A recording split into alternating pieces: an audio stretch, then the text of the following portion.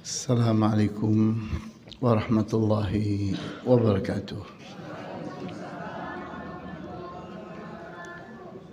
Innal hamdalillah nahmaduhu wa nasta'inuhu wa nastaghfiruhu wa na'udzu billahi min shururi anfusina wa min sayyiati a'malina. من يهده الله فلا مضل له ومن يضلل فلا هادي له وأشهد أن لا إله إلا الله وحده لا شريك له وأشهد أن محمدا عبده ورسوله لا نبي بعده نصلي ونسلم على رسولنا الأمين وعلى آله وأصحابه ومن تبعهم بإحسان إلى يوم الدين وبعد. إخواني وأخواتي في الدين أعزكم الله. Kita masih sedang membahas kitab Aslu Sifati Salatin Nabi sallallahu alaihi wasallam yang ditulis oleh Syekh Muhammad Nasiruddin Al-Albani rahimahullah.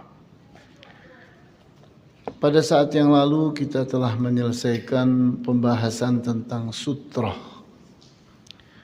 Maka pada hari ini insyaallah kita mulai membahas tentang ma yaqta'us salah. Apa yang memutuskan salat? Artinya kalau kita lagi salat terus salat kita putus. Putus itu artinya batal. Jadi apa yang menyebabkan kita lagi salat dan salat kita bisa terputus atau bisa batal. Nah, itu yang kita ingin bahas. Nah, kita memulainya dengan hadis, di mana hadis ini sangat kuat sekali. Diriwayatkan oleh Muslim, Abu Dawud, An-Nasa'i, At-Tirmidzi, Ad-Darimi, Ibnu Majah, At-Tahawi, Ibnu Khuzaimah, At-Tabrani, Abu Nuaim, At-Tayalisi, Ahmad dan Al-Baihaqi. Dari seorang sahabat yang bernama Abu Dzar Al-Ghifari. Kemudian kita perhatikan hadis ini, di mana Rasulullah SAW bersabda, "Yaqta'u salatar rajuli idza lam yakun baina yadayhi ka akhiratir rahli al-mar'atul haid wal himar wal kalb al-aswad." Yaqta'u salatar rajuli, akan terputuslah atau akan terbatalkanlah salat seseorang idza lam yakun baina yadayhi ka akhiratir rahili, kalau tidak ada di hadapannya benda seperti yang ada di pangkal atau di belakang, yakni kendaraan, di belakang kendaraan. Itu di belakang kendaraan itu seperti onta, kuda. Itu di bagian belakangnya itu diletakkan semacam kayu. Semacam kayu. Nah, seukuran itu yang menjadi sutrah dia, maka akan terpotong karena ada yang lewat. Nah, yang lewatnya apa saja yang membatalkan? Al-mar'atul haid, perempuan yang haid. Wal himar, lewatnya keledai. Wal kalbul aswad, anjing yang berwarna hitam. Nah, qala Abu Dzar, maka Abu Dzar sahabat ini bertanya kepada Rasulullah SAW. Qultu, aku berkata, ya Rasulullah, ma balul aswadi minal ahmari. Wahai Rasulullah, apa yang membedakan antara anjing hitam dengan anjing merah? Maka Rasulullah SAW pun menjawab, al-kalbul aswadu syaitan. Anjing yang berwarna hitam itu adalah setan. Jadi kita lihat di sini betapa pentingnya sutrah itu. Betapa pentingnya sutrah itu sehingga seseorang itu kalau di hadapan dia pada 3 langkah. Jadi pernah kita bahas pada kesempatan yang lalu bahwa sutrah seseorang itu kurang lebihnya ukurannya adalah yakni antara dia dengan sutrahnya itu 3 hasta. 3 hasta. Kalau ingin dilebihkan maka tambahkan 1 kilan, 1 shibr. 3 dhira' itu hasta. Kemudian 1 kilan itu kurang lebih 20 cm. Sehingga 3 hasta itu kalau kita anggap misalnya 1 hasta itu adalah 30 sampai 35 cm. Ini jarak ini. Ini misalnya kita anggap 1 hasta itu 35 cm misalnya. Berarti kalau kali 3 itu 105. Nah, atau bulatkan misalnya menjadi 100. Kemudian ditambah 1 kilan. 1 kilan itu 20 cm. Berarti 120. Pernah kita bahas itu miripnya dengan sejadah yang ada di pengimaman. Sejadah yang ada di pengimaman itu 120. Tapi sejadah yang biasa itu 110. Kalau sejadah yang kecil itu, yang lebarnya kira-kira cuman berapa itu? 40 cm, itu biasanya panjangnya 105. Nah, jadi kita lihat di sini betapa pentingnya seseorang itu meletakkan sutrah di hadapannya. Karena kalau dia meletakkan sutrah, dia itu punya hak untuk menghadang orang. Dia punya hak untuk menghadang orang. Sehingga orang siapapun tidak boleh lewat.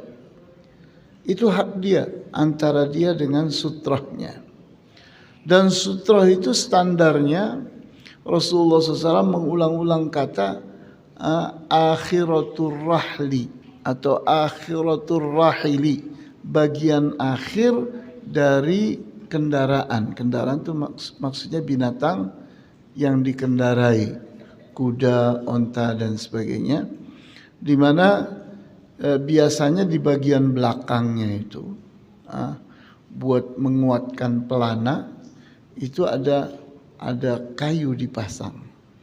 Ada kayu dipasang. Nah, kayu itu yakni kurang lebih sekitar 20 cm. 20 sampai 30 cm.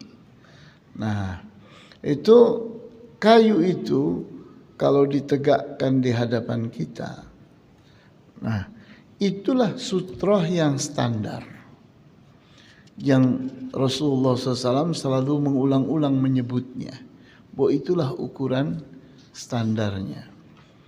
Sehingga beliau itu Rasulullah SAW kalau lagi sholat menjadikan binatang beliau sebagai sebagai sutrahnya, itu beliau sholat yakni mengarah ke arah itu akhiratul rahili tadi, akhiratul rahili atau muakharatul rahili, nama kayu tadi itu akhiratul rahili atau muakharatul rahili. Nah, ini nama untuk kayu yang tadi yang ada di belakangnya onta atau kuda. Jadi kita membayangkan di saat kita itu ingin naik kuda atau onta, itu biasanya kita pasang kain dulu. Pasang kain untuk apa? Supaya tidak luka kuda atau onta tadi saat diletakkan di atasnya pelana.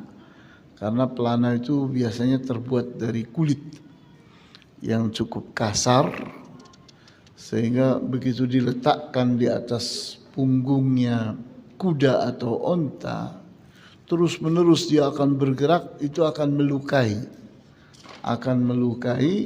kuda atau onta. Maka diletakkan dulu kain, di atas kain itulah diletakkannya pelana. Nah, pelana biasanya diikatkan ke bawah, ke perutnya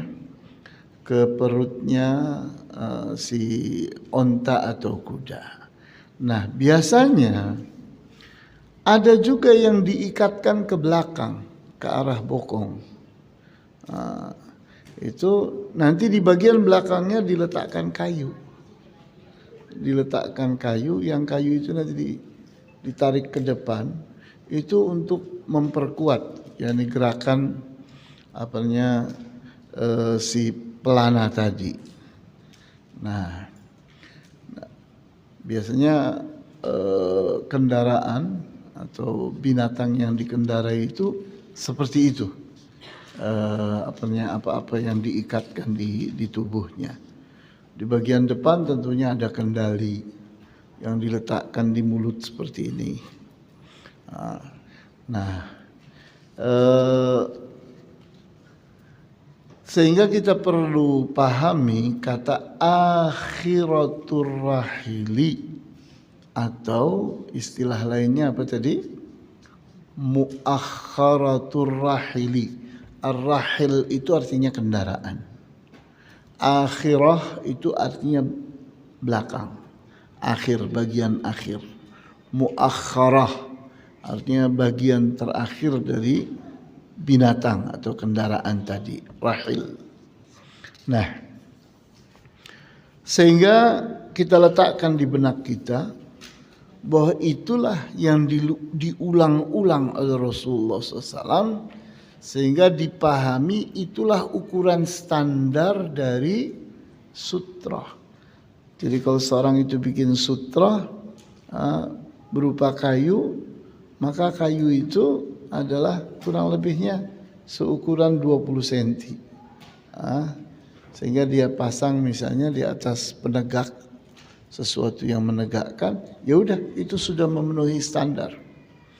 Sehingga kalau ada yang lebih besar daripada itu, misalnya rangsel yang cukup besar, tas koper, itu lebih besar lagi, itu sudah di atas standar, Karena sebesar itu saja, artinya kalau, kita bayangkan misalnya akhiratul rahili sebesar ini misalnya, ini udah memenuhi standar.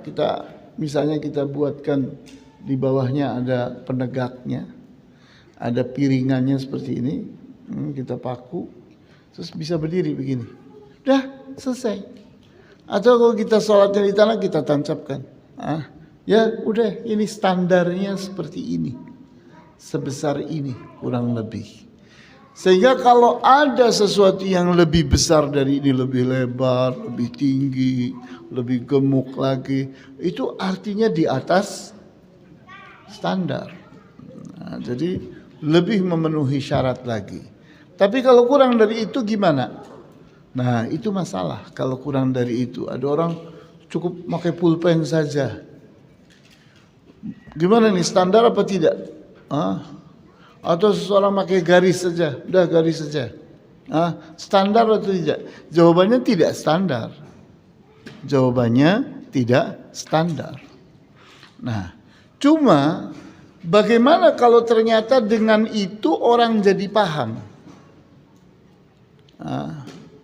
Misalnya sekedar dengan meletakkan pulpen orang jadi paham, atau dengan meletakkan garis orang jadi paham. Gimana itu, sudah sutroh atau belum? Nah ini masalah ini. Ini masalah. Di saat orang jadi paham. Namun kalau orang tidak paham, wah itu sudah tidak memenuhi sutroh. Misalnya seseorang meletakkan kacamata di depannya, malah diinjak orang tuh kacamata. Iya. Itu kan menunjukkan bahwa ternyata orang tidak paham bahwa kita itu sedang meletakkan apa itu? Sutroh. Tapi sutrohnya tidak memenuhi standar. Buktinya apa? Buktinya orang tidak paham. Ya kan? Nah, jadi minimalnya sutroh itu kurang lebihnya sesuatu yang orang paham.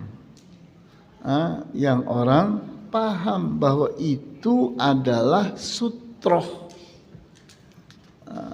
Itu minimalnya seperti itu. Tapi usahakan untuk apa? Memenuhi standar. Standarnya apa? Standarnya tadi namanya agak sulit sedikit. Tadi apa tadi namanya? Ibu-ibu sudah paham akhirat, hari akhirat, iya kan? Akhirat itu hari akhirat, artinya hari terakhir. Nah, akhirat ar-rahil, akhiratur rahil. Akhiratur rahil. Seperti itu. Kemudian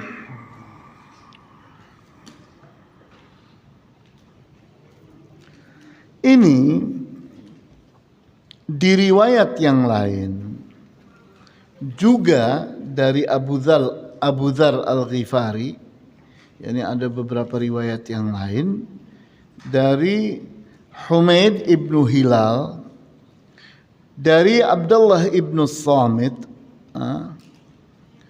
dari Abu Dzar Al-Ghifari, sama dengan periwayat sahabat yang tadi. Itu di sana diriwayatkan bahwa Abu Dzar bertanya, qultu ma balul kalbil aswad.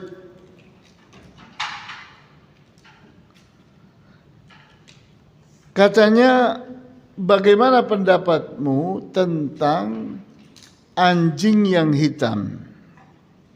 Maka dijawab oleh Abu Dzar, Ibna akhi, wahai anak saudaraku, sa'altu Rasulullah sallallahu alaihi wasallam kama sa'altani. Aku telah bertanya kepada Rasulullah SAW apa yang kau tanyakan kepadaku. Faqala, Rasulullah SAW menjawab, al-kalbul aswadu syaitan, bahwa anjing hitam itu setan. Nah, jadi alasan Rasulullah SAW kenapa yani anjing hitam itu membatalkan. Nah itu kata Rasulullah SAW, yani anjing hitam itu setan. Sehingga berarti kalau anjing-anjing yang lain bisa jadi tidak membatalkan. Bisa jadi begitu pengertiannya. Karena kalau Rasulullah SAW mengatakan al-kalbul aswad, coba kalau Rasulullah bilangnya hanya anjing, titik. Tidak, ternyata Rasulullah memberikan sifat apa? Hitam. Berarti yang membatalkan yang hitam. Sehingga Abu Dzar bertanya, bagaimana dengan anjing yang merah? Nah, maka dijawab oleh Rasulullah SAW bahwa anjing yang hitam itu adalah syaitan. Nah, jadi beda antara anjing yang hitam dengan anjing yang lain. Khusus yakni anjing yang hitam itu yaitu setan. Nah, kita akan bertanya sekarang. Memangnya apa kelebihannya anjing sehingga yang membatalkan hanya yang hitam saja? Kelebihannya anjing itu bisa kita jadikan sebagai alat apa? Berburu. Alat berburu. Sehingga kita bayangkan kalau kita punya anjing yang jinak yang sudah kita latih, kemudian kita lepas dengan bismillah. Bismillah. Kita bilang bismillah, kita lepas, kemudian dia mengejar kelinci atau mengejar apa yang kita buru. Menjangan atau apa. Set, begitu ditangkap dia gigit, dibawa kepada kita, halal. Halal.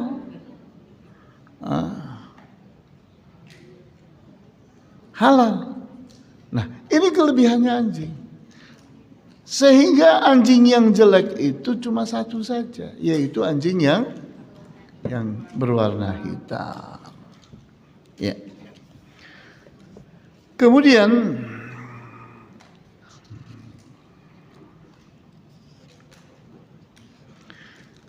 berikutnya kita membahas tentang perempuan yang haid, perempuan yang haid.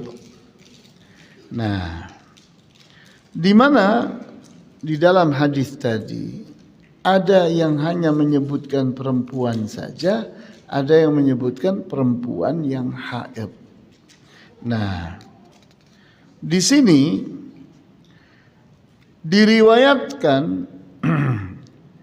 oleh Al-Imam Ahmad ibn Hanbal dari jalan yang lain yang sampai kepada Ali ibn Zaid ibn Jud'an dari Abdullah ibn Samit, lafadznya ahsibuhu qala, aku menganggap Rasulullah SAW itu bersabda, wal mar'atul haidu, perempuan yang haid. Jadi ini ungkapan datangnya dari Abdullah ibn Samit, seorang sahabat juga, Abdullah ibn Samit. Nah, akan tetapi Ibnu Jud'an ini punya masalah, di mana Ibnu Jud'an ini dinilai fihi dha'fun, orang ini memiliki kelemahan. Artinya kelemahan itu biasanya adalah dalam hal hafalan. Kadang ngomong begini, kadang ngomong yang berbeda dari itu. Goncang. Kadang ngomong ini, kadang ngomong ini. Nah, itu periwayat kalau punya kelemahan seperti itu kelemahan. Dihitung sebagai kelemahan dalam meriwayatkan hadis. Tapi kata Al-Albani, lakin lahu syahidun min hadis Ibn Abbas marfu'an. Akan tetapi ada jalur lain, jalan lain yang bukan sahabat Abdullah ibn Samit, bukan Abu Dzar, yaitu Ibnu Abbas, di mana Ibnu Abbas meriwayatkannya marfu sampai kepada Rasulullah SAW, di mana Abdullah ibnu Abbas menyebutkan, katanya Rasulullah SAW bersabda, yaqta'us salata, yang bisa membatalkan salat adalah al-kalbul aswad, anjing yang hitam, wal mar'atul haid, dan perempuan yang haid. Yani kenapa kok perempuan dibedakan? Artinya kalau perempuan yang tidak haid tidak membatalkan. Karena unsur haidnya itu yang bermasalah. Kemudian kita lihat di sini hadis yang didapat dari Abdullah ibnu Abbas tadi itu periwayatnya jalannya itu dari Abu Dawud, An-Nasai, Ibnu Majah, At-Tahawi, Al-Baihaqi, Ahmad. Nah, kemudian kita ambilkan lagi jalur yang lain yang juga menguatkan pembicaraan bahwa perempuan yang dimaksud itu bukan semua perempuan, hanyalah perempuan yang haid. Nah, itu didapati dari Syu'bah. Syu'bah ini seorang tabi'i. Katanya berbicara kepada kami Qatadah. Qatadahnya gurunya Syu'bah. Dari Jabir ibnu Zaid, di mana dia meriwayatkan dari Ibnu Abbas, marfu kepada Rasulullah. Nah, ucapan yang sama dan dikatakan oleh Al-Albani wa hadza sanadun sahihun ala syarti syaikhaini wa sahhahahu Nawawi, bahwa jalan ini adalah jalan yang sahih. Periwayatan ini periwayatan yang sahih, memenuhi syarat-syaratnya Al-Bukhari dan dinilai sahih oleh An-Nawawi. Kemudian waqad rawahu ghairu Syu'bah an Qatadah marfu'an 'ala Ibni Abbas wa la yadhurru dzalika fa inna Syu'bata thiqatun thabtun hafidhun. Dikatakan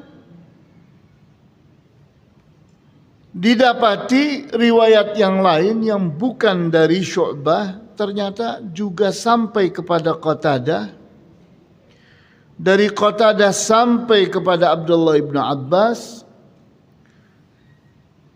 sehingga kita lihat di sini kata Al-Albani ini kuat. Kenapa?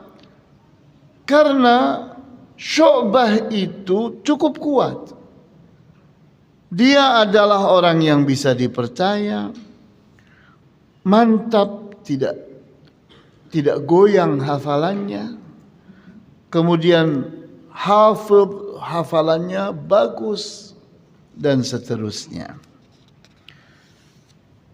Kemudian walahu tariqun akhar 'inda Abi Dawud wa Tahawi wal Baihaqi min wujuh an Mu'adz bin Hisham. Didapati lagi jalan yang menguatkan lagi dari Abu Dawud, At-Tahawi dan Al-Baihaqi sampai kepada Mu'adz bin Hisham. Katanya dia meriwayatkan dari Yahya.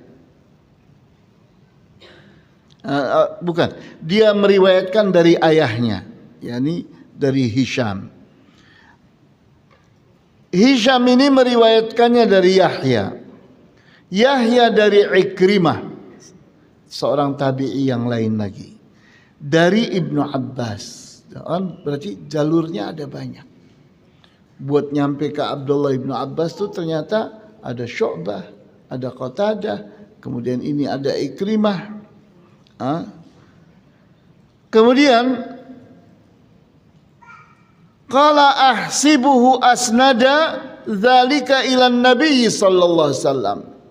Dia pun berkata, katanya aku menganggap ini adalah apa yang diucapkan oleh Rasulullah SAW. Artinya bukan sesuatu yang mauquf kepada sahabat. Saya ingin tanya dulu, apa bedanya mauquf dengan marfu'? Mauquf dengan marfu'. Apa? Ya, mauquf apa? Mauquf Mauquf itu periwayatan yang berhenti di sahabat. yakni di mana tidak sampai kepada Rasulullah. Itu mauquf. Mauquf itu artinya terhenti. Terhenti di mana? Di sahabat. Tapi kalau marfu artinya apa? Ya, artinya terbukti bahwa dari sahabat ini nyampe ke Rasulullah. Bukan datang hanya sekedar dari sahabat, begitu. Nah, ini ungkapan ini penting sekali untuk kita paham supaya kalau kita lagi baca kitab, ini ada mauquf, ada marfu'. Nah, ini masalahnya. Mauquf dan marfu'. Nah, mauquf itu riwayat yang terhenti pada sahabat. Sedangkan marfu' itu riwayat yang dari sahabat itu sampai kepada Rasulullah. Nah, kalau yang melakukannya tabi'i itu istilahnya bukan mauquf, tapi mursal. Mursal.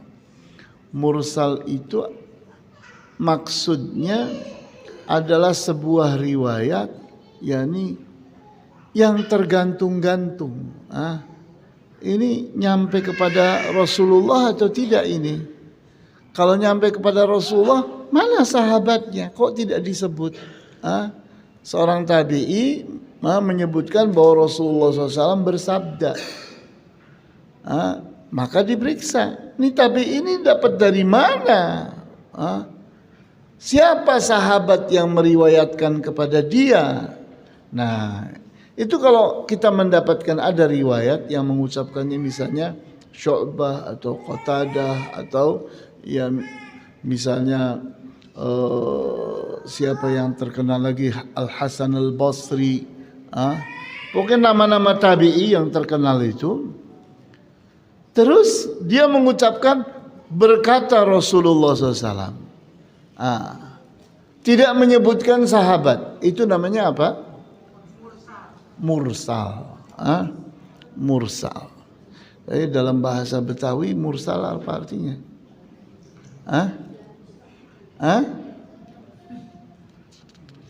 Mursal nggak jadi artinya.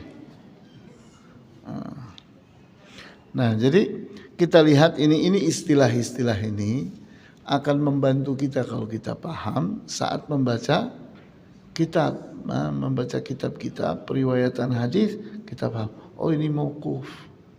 Artinya sahabat ini tidak mengatakan bahwa ini dari Rasulullah SAW, berhenti kepada beliau saja. Oh, ini mauquf. Tapi kalau terbukti itu nyampe kepada Rasulullah, maka namanya apa? Marfu'. Kalau tadi terhenti pada seorang tabi'i, maka namanya mursal. Nah, kita lihat di sini di mana dikatakan, katanya Abdullah ibnu Abbas mengatakan yaqta'us salata, yang bisa membatalkan salat, memutuskan salat karena adanya sesuatu yang lewat, itu al-kalbu, anjing, al-himar, keledai, al-mar'atul haid, perempuan yang haid, kemudian al-yahudi, Yahudi juga disebut, bisa batal kalau lewat di depan kita. Kemudian an-nasrani, orang Nasrani, wal majusi, kemudian wal khinzir bihajar, dan babi. Babi. Jadi ini pembatal-pembatal sholat kalau lewat di hadapan kita.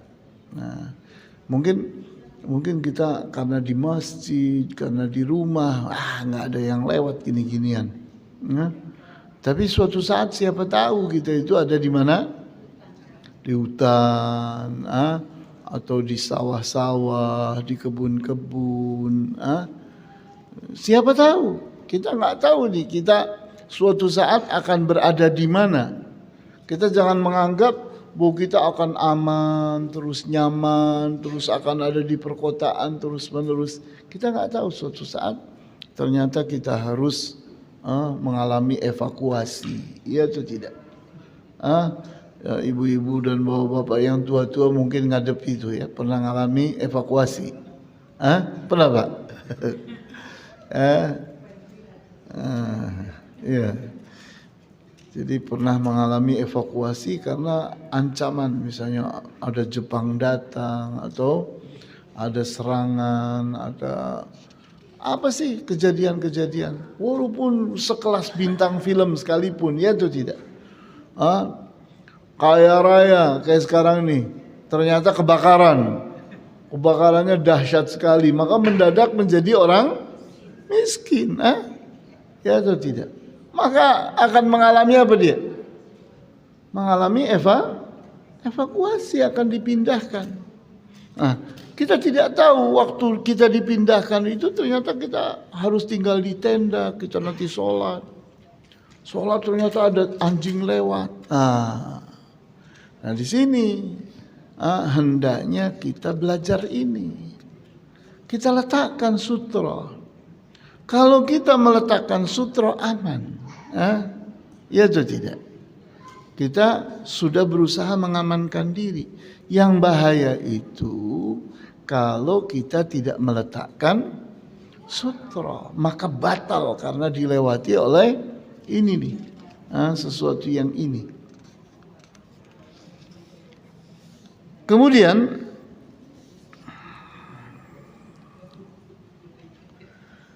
wa yakfika idza kanu minka ala qadri ramyatin bihajarin lam yaqta'u salataka, dan cukuplah untukmu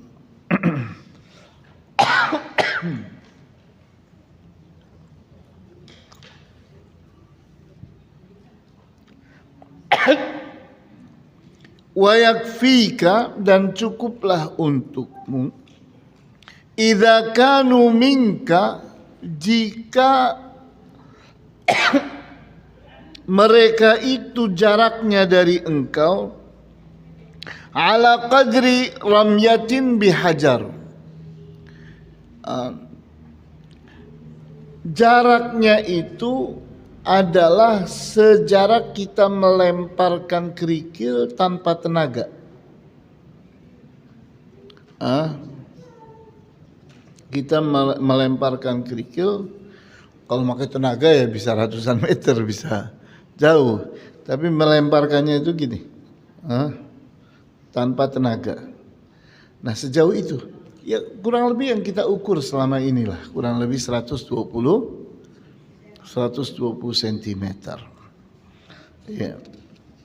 Jadi kira-kira bapak-bapak, ibu-ibu kalau melempar kerikil ditaruh di tangan kita gini, kita lempar begini tanpa tenaga, cukup nggak buat nyampe 120 cm?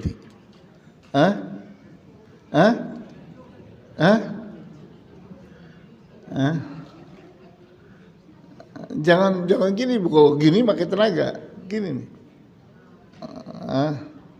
Ini seolah-olah ini masih tetap masih tetap tegak begini, tapi si batu itu terlempar. Nah,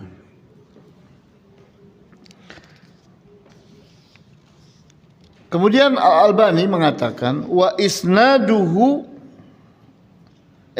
tadi lam yaqta'u salataka. Mereka itu semua tadi yang disebut-sebutkan itu semua, kalau mereka itu lewatnya di jarak itu, padahal kitanya tidak meletakkan sutra, batal. Tapi kalau lebih daripada itu lewatnya, maka tidak batal. Jadi Coba supaya kita bisa membayangkan. Misalnya saya berdiri seperti ini. Saya tidak meletakkan apa-apa di depan. Maka ada anjing hitam lewat, tapi lewatnya di sana. Batal atau tidak? Tidak. Tapi kalau lewatnya di sini? Begitu, dipahami begitu. Tapi kalau kita meletakkan sutra, kemudian ada sesuatu dari yang tadi lewat, batal atau tidak? Tidak batal. Karena kita punya hak untuk menghadang. Kita hadang. Kalau di depan kita tidak ada sutra, kita tidak boleh menghadang. Kita tidak punya hak untuk menghadang. Iya atau tidak? Kita boleh menghadang seperti ini. Kalau melawan, kita punya hak untuk memukul. Iya atau tidak?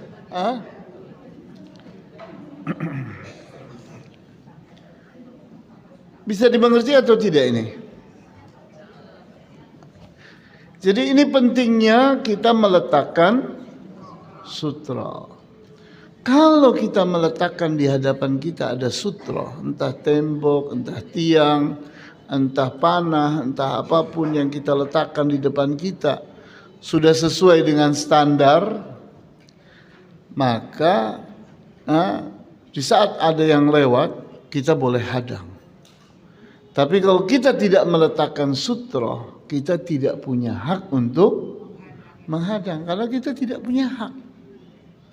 Karena hak kita itu ada kalau kita meletakkan sutra. Maka risikonya batal.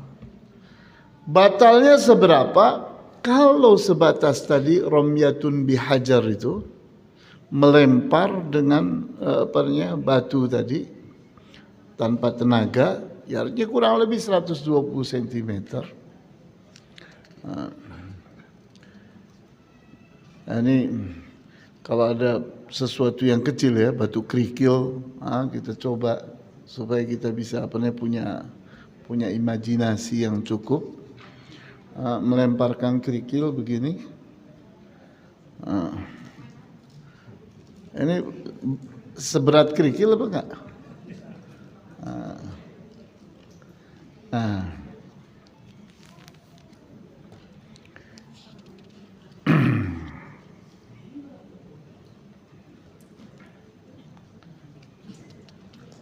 Ini kita tahu bahwa pelajaran dalam syariat Islam itu selalu kembali ke alam, kayak membaca mad. Berapa madnya? Berapa mad? Menggunakan apa? Menggunakan apa? Menghitung mad. Oh, ini 2 mad, ini 4 mad, ini 6 mad. Maka ketukan. Ini.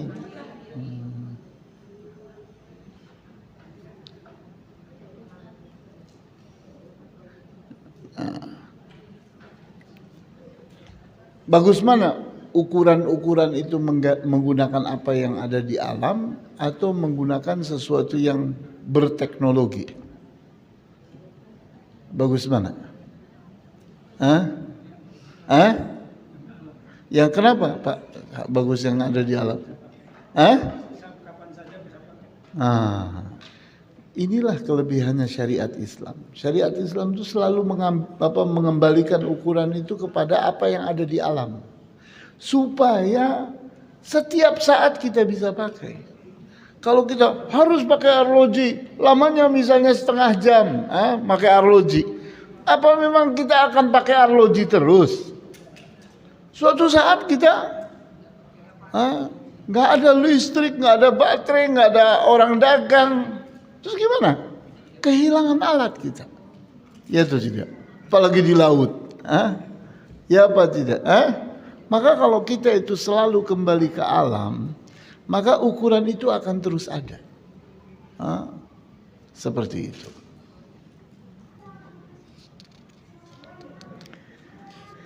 Kemudian wa isnaduhu sahihun ala syartil Bukhari. Sanad yang tadi disebutkan, sanad tadi yang disebutkan terakhir itu kalau periwayatannya itu telah memenuhi periwayatan standarnya Al-Bukhari. Lakinnahu mashkukun fi raf'ihi ila Nabi sallallahu alaihi wasallam kama tara. Akan tetapi problemnya sulit untuk dipastikan bahwa ungkapan ini sampai kepada Rasulullah. Kenapa? Karena Abdullah ibnu Abbasnya ngomong begini, ahsibuhu asnada dzalika ila Nabi sallallahu alaihi wasallam. Aku menganggap bahwa Abdullah ibnu Abbas itu membuatnya sampai kepada Rasulullah. Jadi aku menganggap, jadi seorang tabi'i ini berkata, aku menganggap bahwa Abdullah ibnu Abbas itu yakni ungkapannya itu sampai kepada Rasulullah. Menganggap. Nah, ini kelemahan. Ini kelemahan karena menganggap. Dalam periwayatan tidak boleh sekedar dengan menganggap. Harus seseorang itu memastikan bahwa ini memang ucapannya Rasulullah. Bukan anggapan Abdullah ibnu Abbas atau tabi'i menganggap Abdullah ibnu Abbas yakni mendapatkannya benar-benar dari Rasulullah. Nah, ini. Jadi Al-Albani menilai bahwa di sini ada kelemahan. Sehingga Syekh Muhammad Nasiruddin Al-Albani mengatakan, "Tsumma dhahara li fihi illatun." Kemudian nampak kepadaku pada periwayatan ini ada kelemahan. Wahia an'anatu Yahya, di mana kelemahannya adalah di sana ada Yahya. Yahya itu punya kelemahan, di mana ada periwayat yang disebutkan Ibnu Abi Katsir. Fa innahu mudallis.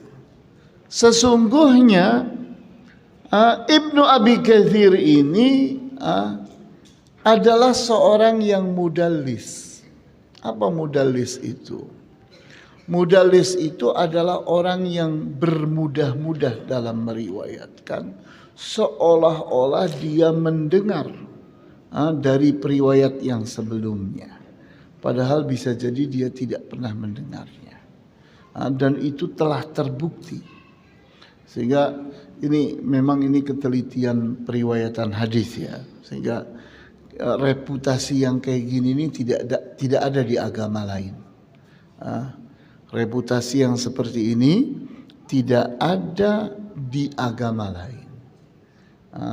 Kalau Al-Quran itu sudah jelas-jelas mutawatir, sahabat yang meriwayatkannya ratusan orang bahkan ribuan orang, tabi'in yang meriwayatkannya bisa jadi ratusan atau ribuan orang, tabi'ut tabi'innya dan seterusnya, yang sampai kepada kita itu jumlah yang banyak semuanya, ya atau tidak, dari pertamanya itu. Nah, tapi kalau hadis, bagaimana dengan hadis? Nah, di sini hadis itu harus diteliti, diteliti matannya. Matan itu artinya konten atau materi, tekstualnya. Nah, kemudian periwayatannya. Jadi tekstualnya, nasnya, kemudian periwayatannya. Nah, diantaranya ya ini cara menguji kebenaran periwayatan. Nah, jadi walaupun meriwayatkan hadis itu sudah terjadi di zaman dahulu kala, tapi kita masih masih bisa memeriksanya hari ini. Sehingga kita dapatkan orang seperti yang menuliskan buku ini. Siapa ini? Syekh Al-Albani. Nah, beliau hidup di zaman kita, baru meninggal ini kurang lebih 20 tahun yang lalu. Tapi beliau bisa periksa. Kenapa? Karena periwayatan hadis itu sesuatu yang ilmiah sekali. Bisa diperiksa. Bagaimana para periwayat itu, bisa diperiksa hafalannya. Dari mana? Dari orang-orang yang menilai. Nah, contoh orang yang menilai di sini, kayak tahu-tahu Al-Albani mengatakan, nampak padaku setelah ini ada an-anah yang dilakukan oleh Yahya. Ada an-anah yang dilakukan oleh Yahya. An-anah itu artinya seseorang seolah-olah ketemu langsung dengan periwayat yang sebelumnya. Padahal di situ ada orang yang namanya Ibnu Abi Katsir. Jadi dia itu dapatnya, Yahya ini dapatnya dari Ibnu Abi Katsir, tapi dia tidak sebutkan. Seolah-olah dapat dari periwayat yang sebelumnya. Ini namanya mudallis. Tidak menyebutkan satu orang yang sesungguhnya menjadi jembatan antara orang sebelumnya dengan dia. Nah, sementara kelemahannya Ibnu Abi Katsir ini adalah orang yang selalu melakukan itu. Selalu melakukan tadlis. Tadlis itu adalah seolah-olah dia ketemu, mendengar sendiri, mendapatkan riwayat bukan dari orang lain, tapi dianya langsung, padahal tidak. Dia itu dapat dari orang lain. Tapi orang lain itu tidak disebutkan. Nah,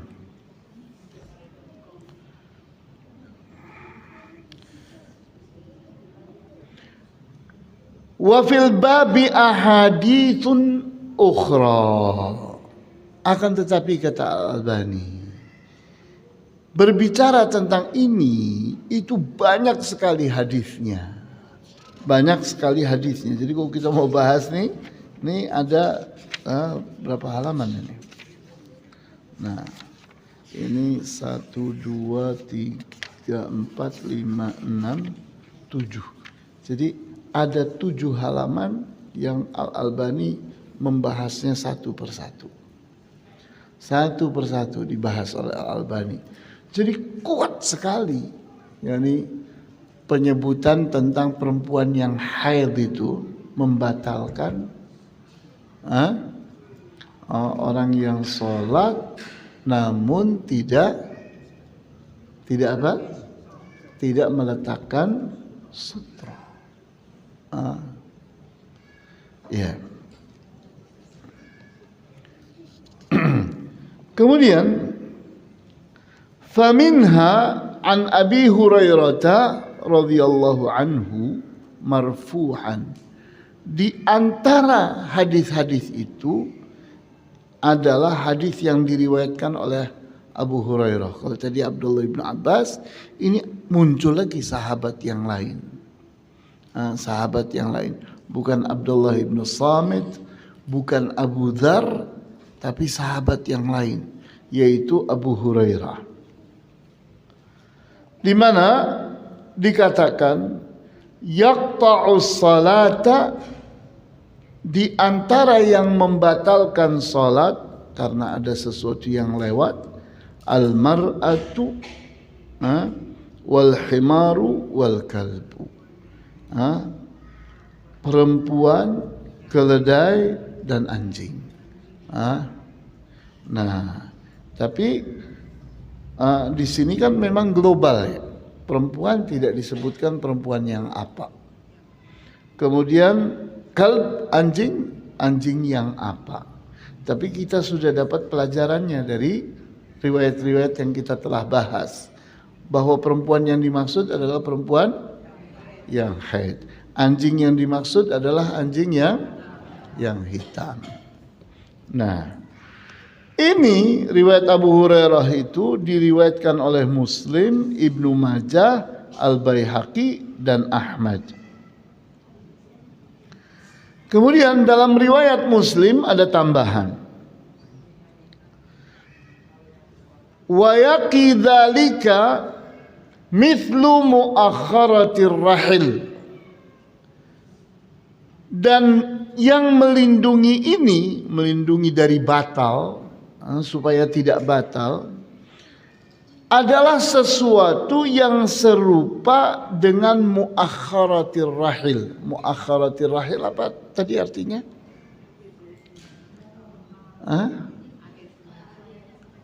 Apa tadi? Sutra yang ukurannya seperti kayu yang ada di bagian belakangnya kendaraan. Muakharatur rahil. Jadi kalau kita itu menggunakan sesuatu yang seukuran muakharatur rahil ditaruh di depan kita, maka batal atau tidak? Tidak batal. Tidak batal. Karena apa? Karena ini hak kita. Tapi kalau kita tidak meletakkan itu, kemudian ada yang lewat, yaitu perempuan haid lewat, batal salat kita. Kemudian ada keledai lewat, batal salat kita. Kemudian ada anjing hitam lewat, batal. Ya.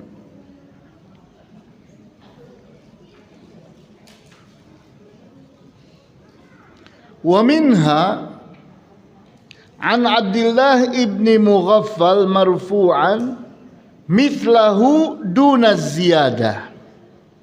Didapati lagi hadis yang lain dari sahabat yang berbeda, yaitu Abdullah ibnu Mughaffal, marfu' sampai kepada Rasulullah SAW.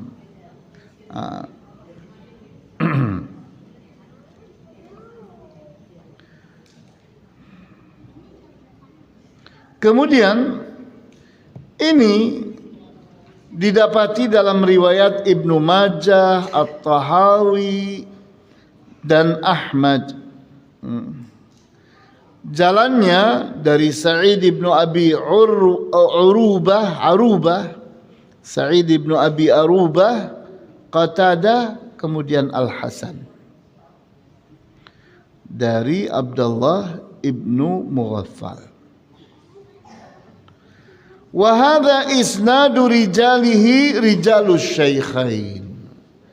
Dan ini para periwayatnya memenuhi syaratnya Al-Bukhari. Orang-orang yang biasa meriwayatkan dalam Sahih Al-Bukhari. Kemudian sahabat yang lain lagi, Anas ibnu Malik, itu mengatakan hal yang serupa dengan yang diungkap oleh Abu Hurairah. Kemudian didapati riwayat Anas ini dari Al-Khatib, Al-Bazzar dan Al-Haythami. Dan para periwayatnya adalah para periwayat yang biasa meriwayatkan pada Sahih Bukhari dan Sahih Muslim. Kemudian sahabat yang lain lagi, yaitu Al-Hakam ibnu Amr Al-Ghifari. Hal yang serupa dengan itu dari jalannya At-Tabrani, dengan sanad yang thiqat, orang-orang yang bisa dipercaya. Hanya saja di sana ada satu orang yang bernama Umar ibnu Rudaih. Umar ibnu Rudaih dinilai dhaif oleh Abu Hatim tapi dinilai kuat oleh Ibnu Ma'in dan Ibnu Hibban. Orang ini bermasalah karena ada perdebatan ini di antara para ulama ahli hadis. Abu Hatim menganggap Omar ibnu Rudaih ini lemah, tapi Ibnu Ma'in dan Ibnu Hibban menganggap orang ini kuat. Tapi Al-Albani menilai, beliau katakan fahuwa isnadun hasan. Kata Al-Albani, ini sanadnya bagus. Kemudian sahabat yang lain lagi meriwayatkan, yaitu Aisyah, di mana Aisyah menyebutkannya dengan lafaz seperti ini: la yaqta'u salatal muslimi syai'un illa al-himaru wal kafiru wal kalbu wal mar'atu.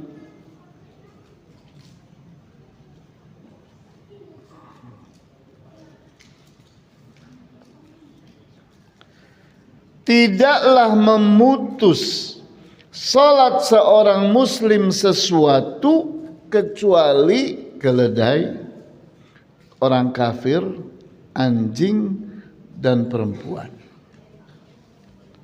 Nah, kemudian wa hadza rijaluhu rijalu Muslim ghairu Rashid wa huwa thiqatun katsirul irsal. Hanya saja riwayat dari Aisyah ini, para periwayatnya itu biasa meriwayatkan untuk Muslim. Hanya satu orang yang bukan, yaitu bernama Rashid. Dia itu thiqah, bisa dipercaya, tapi suka melakukan irsal. Suka melakukan irsal. Irsal itu tadi apa ya? Menggantungkan. Seolah-olah dia dapat riwayat langsung, padahal tidak. Dia itu dapat dari orang lain yang tidak dia sebutkan. Nah, kemudian fa in kana sami'ahu min Aisyata fal isnadu sahihun wa illa fa munqati'un dha'if. Sehingga Al-Albani mengatakan kalau benar-benar ini dia dengar dari Aisyah, maka sahih. Kalau ternyata tidak terbukti mendengar dari Aisyah, maka ini lemah. Karena titik lemahnya di sini, antara tabi'i tadi, yakni dengan Aisyah, yakni dari Rashid ini kepada Aisyah, itu tidak disebutkan siapa ini orang yang meriwayatkan kepada Rashid. Nah, wa fi hadhihi al-ahadits dalalatun ala anna al-kalba wal mar'ata wal himar yaqta'u as-salata.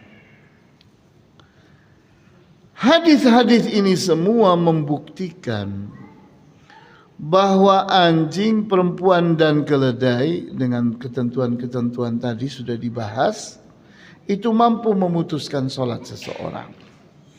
Wal muradu bil qat'i al butlan. Yang dimaksud dengan putus di sini artinya batal, sholatnya batal. Ya, barangkali ukuran hari ini cukup. Insyaallah kita akan lanjutkan pada kesempatan yang akan datang. Silakan, barangkali ada pertanyaan.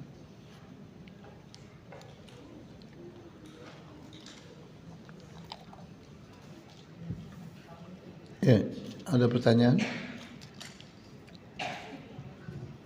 Ya, silakan.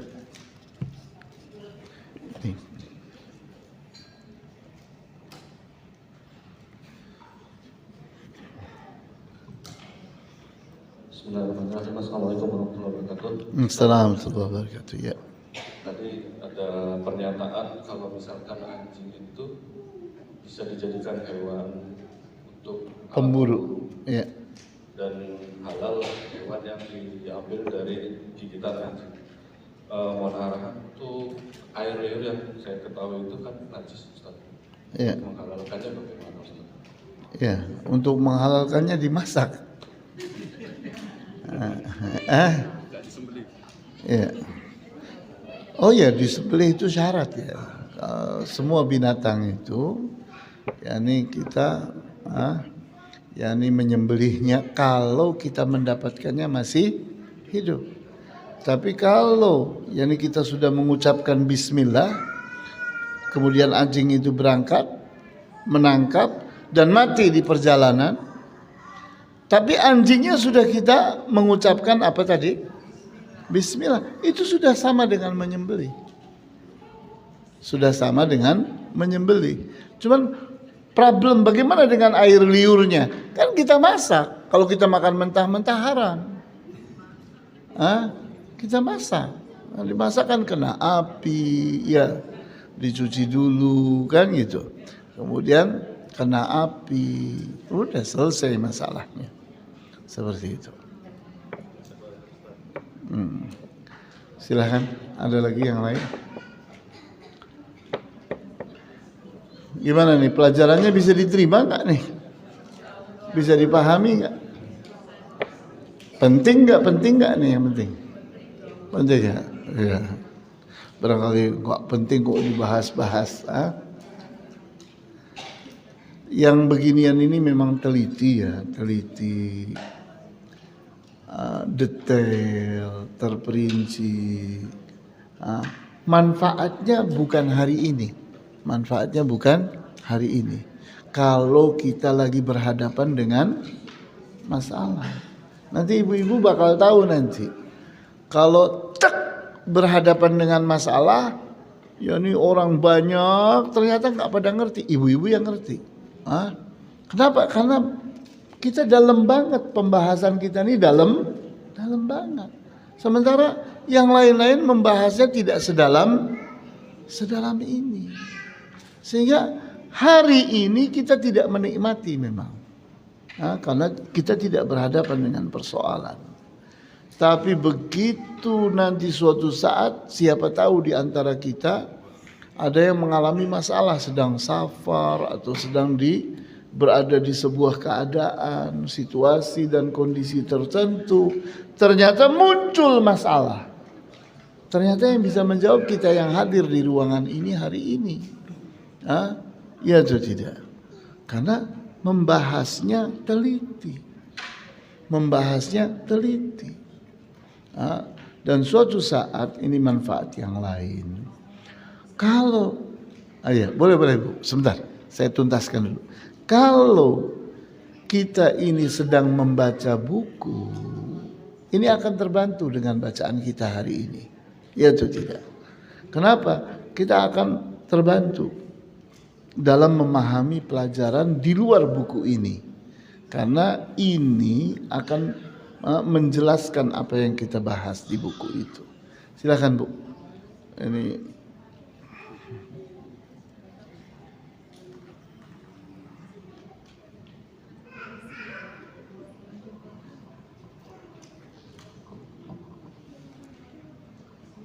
Assalamualaikum warahmatullahi wabarakatuh. Assalamualaikum warahmatullahi wabarakatuh. Puan Ustaz izin bertanya, bagaimana kita mengetahui kalau seseorang wanita itu sedang haid atau tidak? Misalnya ketika di Masjidil Haram kita tidak pakai sutra, sementara kan terlalu banyak orang gitu, jadi space-nya pun tidak dapat seperti yang 120 cm. Iya, kalau di Masjidil Haram itu para ulama sepakat bahwa keberadaan kita di Masjidil Haram itu darurat. Senggol-senggolan laki-laki sama perempuan aja tidak perlu dimasalahkan. Sehingga mazhab Syafi'i pun tidak menyatakan batal. Kita lagi tawaf, laki perempuan, buat tidak menyenggol perempuan, tolong dong ajari saya gimana. Supaya perempuan tidak menyenggol laki dan laki tidak menyenggol perempuan waktu tawaf. Gimana? Mazhab Syafi'i pun bilang itu darurat. Masjidil Haram itu darurat. Kita mau sholat, inginnya semuanya laki-laki atau semuanya perempuan. Sulit atau tidak di Masjidil Haram? Sulit. Di sebelah kita bisa jadi laki-laki, bisa jadi perempuan, ya atau tidak? Jadi kalau Masjidil Haram jangan jangan dibahas. Satu lagi Ustaz, Ya, kalau misalnya di masjid biasa seperti ini, kalau kita mengetahui dia haid atau tidak kan susah. Ya, itulah pertanyaannya itu mestinya. Kalau Masjidil Haram tadi jawabannya. Kalau Masjidil Haram tolong dianggap darurat. Khusus untuk Masjidil Haram punya hukum tersendiri darurat. Tapi kalau masjid yang lain, bagaimana kita bisa tahu perempuan ini haid atau tidak? Nah, ini memang masalah. Ini memang masalah. Nah, cuma begini. Yani di saat kita itu telah meletakkan sutrah, maka apa hukumnya? Batal atau tidak? Abu, jawab dulu dong. Iya. Kalau kita telah meletakkan sutrah di hadapan kita, terus ada perempuan lewat, gimana? Iya. Batal.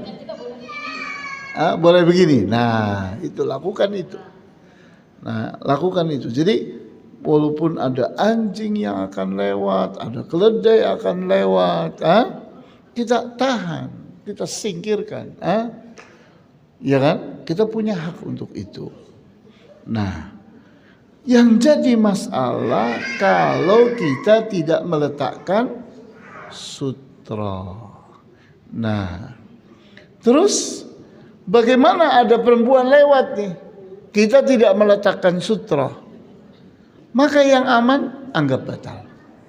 Yang aman anggap batal. Kenapa? Karena kita harus diskusi. Bu, haid apa enggak? Kan repot kita. Ya apa enggak? Masa di dalam sholat nanya? Ya enggak mungkin di dalam sholat nanya. Batalkan sudah. Batalkan. Kenapa? Karena perempuan kita tidak tahu haid atau tidak haid, iya apa enggak? Memang ada beritanya si perempuan ini lagi haid, perempuan ini tidak haid. Dari mana kita dapat? Anggap batal aja. Dan itu paling aman sudah. Paling aman. Karena apa? Karena kalau kita itu di dalam sholat, kemudian kita bicara, nggak mungkin. Iya apa enggak?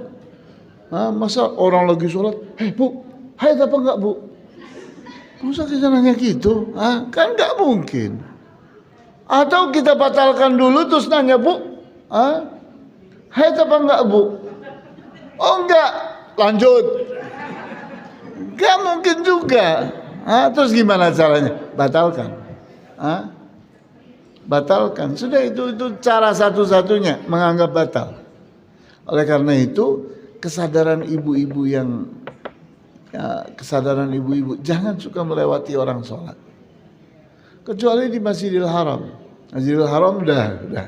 Hukumnya apa tadi? Kalau Masjidil Haram darurat. Tapi di luar Masjidil Haram jangan suka melewati orang sholat, kan gitu. Kenapa? Akan menimbulkan keributan, akan menimbulkan masalah. Ya atau tidak? Padahal bu, yang namanya perempuan haid di masjid kan tidak boleh. Yang boleh hanya dia lewat, misalnya begini. Ini ada masjid. Ini rumah kita. Ini warung misalnya. Ini warung. Salat Id kan kadang Ustaz. Iya. Oh iya, itu lain lagi. Ini berarti pindah bab, Ibu. Sebentar dulu. Ini misal nih contoh, Bu. Ini ada masjid nih, Bu. Ini rumah Ibu di sini. Ini warung di sini. Ini ada warung, tapi di tengah-tengahnya ada masjid. Ibu punya kebutuhan ke warung ini. maka perempuan haid boleh nggak lewat masjid ini ke warung sini?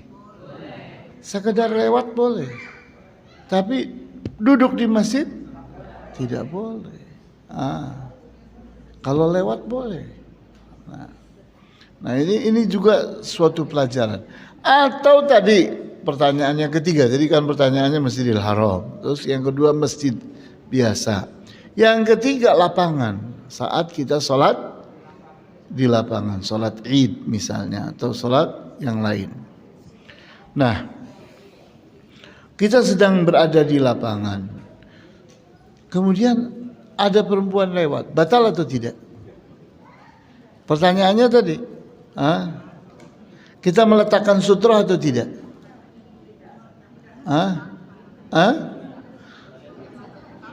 Kalau di lapangan kita bisa meletakkan sutra atau tidak? Kita menancapkan sesuatu. Sejadah aja. Nah itu kan sejadah itu, dengan sejadah itu kita ketahuan pembatas jaraknya kan Bu. Sehingga kalau sejadah kita dilewati sama perempuan itu dan kita tidak meletakkan sutra, maka bagusnya kita anggap batal. Kita anggap batal. Tapi kalau dia lewatnya di luar sejadah, ini sejadah kita segini, di luar sejadah, di depannya sejadah, batal atau tidak? Tidak. Nah, kalau kita meletakkan sutra di sini, batal atau tidak? Tidak batal. Tolong ini ditangkap dengan baik. Kalau kita meletakkan sutra, hak kita untuk menghadang, ya atau tidak? Kalau dia maksa, kita boleh berantem dengan dia. Kalau dia maksa dan kita kalah, dia lewat, tidak batal. Tidak batal. Nah, jadi problem kita hanya pada saat tidak meletakkan sutra. Nah, oleh karena itu saya bilang kepada ibu, kalau ada perempuan lewat, batalkan aja sholatnya. Di saat kita lupa meletakkan sutra, ada perempuan lewatnya persis di jarak kita, yang 120 cm tadi, maka sebaiknya dibatalkan sholat kita. Karena tidak mungkin kita mengetahui haid atau tidak haid perempuan ini, ya atau tidak? Tidak mungkin kita tahu. Bagaimana caranya tahu? Kecuali kalau ibu kenal sama perempuan ini dan sudah ngobrol tadi sebelum sholat, misalnya ngobrol. Sebelum sholat kita ngobrol, ternyata perempuan itu terus terang bahwa dia haid. Berarti kan tahu sebelumnya. Atau dia sudah bilang, saya tidak lagi haid Bu, tidak haid, saya sholat nih bersama ibu nih hari ini. Atau kita sudah lihat dia tadi sholat kok, berarti kan tidak haid. Ya lanjutkan aja sholatnya Bu. Ya kan istilahnya untuk mengetahui perempuan itu haid atau tidak, dilihatnya dari sholat atau tidak, kan gitu. Tahu kita tadi sholat sunnah kok, kan terbukti dia tidak haid, buktinya sholat, berarti tidak batal, kan gitu. Iya. Cukup ya? Ada pertanyaan lagi? Ya silakan. Ada. Ya. Assalamualaikum Pak Ustaz. Assalamualaikum warahmatullahi wabarakatuh. Ya silakan. Kalau lagi taraweh, kan anak-anak kecil suka ngelewatin di sajadah kita, terus gimana? Anak kecil tidak Lari-larian gitu. tidak batal. Tidak batal. Tidak batal. Oh tidak. Tidak batal. Terima kasih Pak Ustaz. Ya, yang dibahas ini aja yang dianggap membatalkan. Yang tidak dibahas di sini tidak perlu dikatakan membatalkan. Sehingga nanti insya Allah dengan pembahasan yang akan datang semakin mengerucut ya, semakin jelas nanti bahwa yang ada di dalam hadis itu yang mana saja, seperti itu. Cukup? Baiklah, kita tutup. Wallahu ta'ala a'lamu bis-shawab. Walhamdulillahi rabbil alamin. Wa sallallahu ala asyrafil anbiya'i wal mursalin wa ala alihi wa ashabihi ajma'in. Subhanakallahumma wa bihamdika asyhadu an la ilaha illa anta astaghfiruka wa atubu ilaik. Wassalamualaikum warahmatullahi wabarakatuh.